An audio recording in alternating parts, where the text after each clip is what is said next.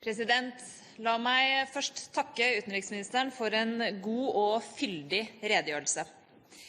Snart 22 år etter Berlinmurens fall, 17 år etter slutten av apartheidregimet i Sør-Afrika, 13 år etter demokratisk reform i Indonesia, så ser vi at demokratibølgen er i ferd med å vinne fram også i den arabiske verden. Sjelden, har vi hatt muligheten til å være mer dagsaktuelle i en utenriksdebatt i Stortinget enn i dag. På de få dagene som har gått mellom redegjørelsen til utenriksministeren og debatten her, har Hosni Mubarak, som har styrt Egypt i 30 år, gått av. Det er det all grunn til å feire. Og vi har sett, både i Tunisia og i Egypt, og vi ser også andre steder, at i det øyeblikket man overvinner frykten, så kan alt skje. I dag, i morgentimene, har USAs utenriksminister Hillary Clinton gått ut og gitt sin fulle støtte til de protestene som nå finner sted i Teheran. Hun har sagt at Iran bør følge Egypt, og de har selvfølgelig den samme retten i Iran til å protestere og ha menneskerettigheter som andre steder. Vi ser en spredning og en smitteeffekt også til andre land i regionen. I Bahrain har vi sett at 2 demonstranter er drept av opprørspoliti. Vi må vel alle innrømme at de siste ukenes utvikling kom noe overraskende på de fleste. Men hvilket enormt inntrykk det som nå skjer i andre land i regionen har, opplevde vi i Utenriks- og forsvarskomiteen på nært hold da vi nylig var på reise i Midtøsten. Vi besøkte Israel, Jordan og de palestinske områdene. Og det er jo ikke tvil om at selvfølgelig var Israel-Palestina-konflikten det altoverskyggende.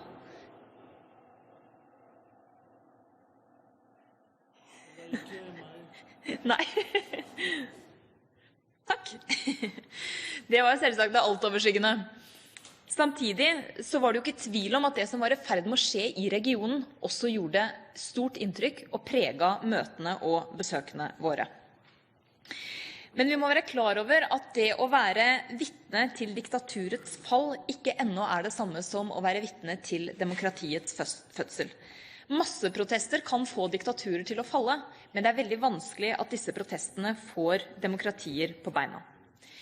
Mange har skrevet mye om hva som vil komme etter Tunisias Ben Ali og Egypts Mubarak. Det er 2 svært ulike land. I begge land finnes det imidlertid ekstreme grupperinger, men jeg vil advare mot å overdrive den trusselen. Hverken i Tunisia eller i Egypt har folkemengden i noen særlig grad ropt ekstreme religiøse slagord. Engasjementet og sinnet retter seg mot autoritære ledere som driver økonomisk vanstyre og ikke respekterer befolkningens rettigheter. Som modell peker demonstrantene heller på Tyrkia enn på Iran. Autokrater, både nåværende og potensielle, ser at det er grenser for hvor langt de kan gå og hvor lenge de kan sitte. Ingen av regimene i regionen er immune mot folkelig opprør. Og Egypts demonstranter har gitt beroligelse og inspirasjon til andre i regionen ved å si at nå kan vi veien til Tahrir-plassen. Faktisk er det slik, at autoritære ledere i Midtøsten i mange år har brukt trusselen fra islamistiske bevegelser som en unnskyldning for å bli sittende. Det skremmebildet har hatt svært stort gjennomslag i Vesten. Ved å gå god for disse regimene har landet i Vesten sviktet både befolkningen og sine egne idealer. En genuint demokratisk overgang vil ta tid. Jeg er glad for at det militære overgangsregimet i Egypt i hvert fall har signalisert en slik demokratisering ved å forkaste den gamle grunnloven og love valg innen 6 måneder. Og ikke minst er jeg glad for at utenriksministeren så tydelig i sin redegjørelse varsler norsk støtte til demokratiseringen i Egypt og i Tunisia.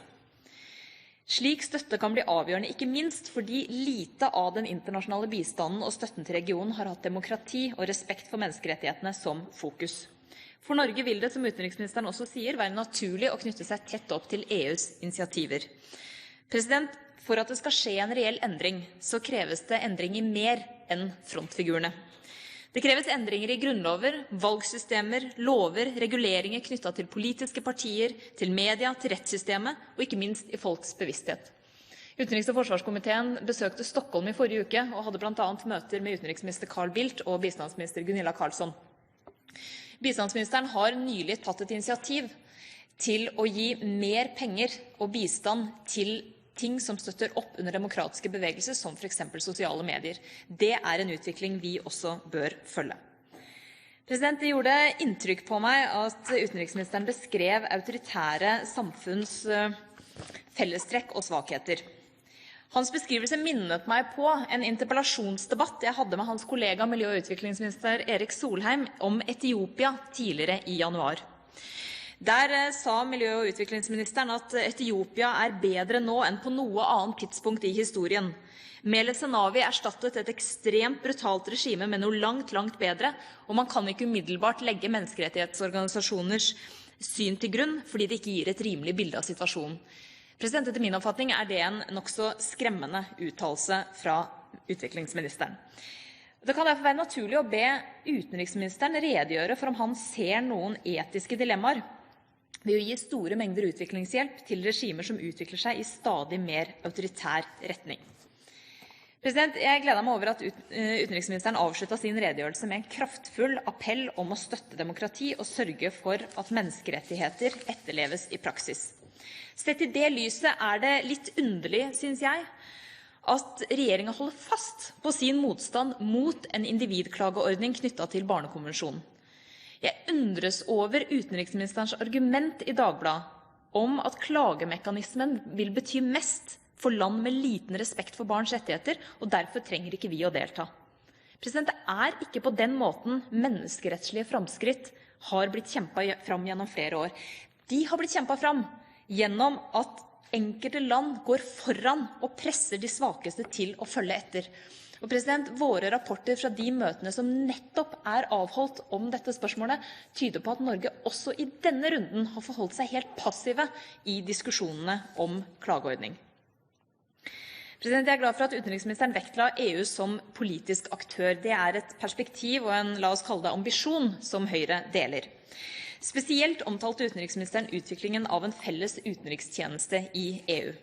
Jeg deler hans ønske om at disse byråkratiske manøvrene skal komme på plass, slik at Catherine Ashtons nye institusjon kan begynne sitt arbeid med å gjøre EUs utenrikspolitikk mer koordinert og mer handlekraftig.